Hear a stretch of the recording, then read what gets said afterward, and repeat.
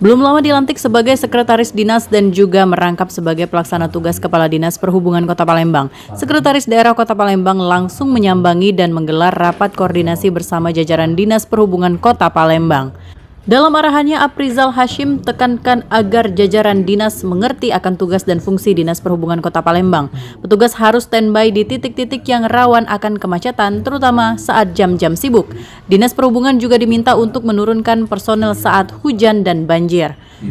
Selain pengaturan lalu lintas, Aprizal mengingatkan akan tambahan tugas yang kini menjadi tanggung jawab Dinas Perhubungan, yakni pengelolaan lampu jalan. Nah, pada hari ini kita mengajak kepada seluruh pejabat yang ada di lingkungan di Kota Palembang ini untuk bersama-sama bergandengan tangan untuk membantu tugas fungsi Dinas Perhubungan ini di bawah kepemimpinan yang sekarang berada di pundak Pak Herianto. Jadi kita bersama-sama melaksanakan semua tusi, semua amanah yang diembankan oleh Pak Wali Kota dan Pak Wakil Wali Kota agar pelayanan dasar masyarakat sesuai dengan tusi dan perhubungan dapat berjalan sesuai harapan kita bersama. Mungkin poin penting Pak Poin penting yang pertama, kita tahu persis bahwa sekarang ini dan Dinas Perhubungan ini adalah wajahnya Kota Palembang, artinya kemacetan, penempatan petugas-petugas di titik kemacetan, dan begitu ada banjir, petugas di sub harus turun di titik kemacetan, dan juga masalah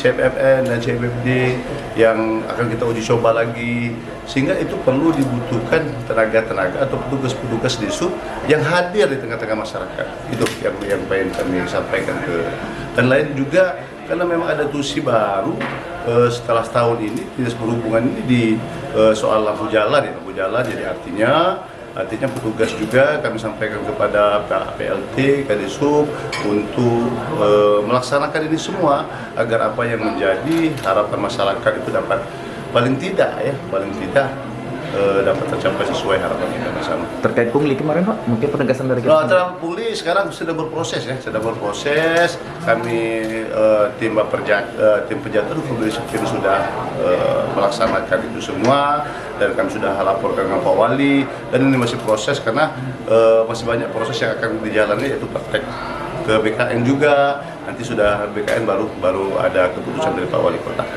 Terkait kasus pungutan liar yang sempat viral di media sosial tersebut, Aprizal Hashim tekankan agar kejadian tersebut tidak terulang kembali dan tetap dalam pengawasan Kepala Dinas Perhubungan Kota Palembang.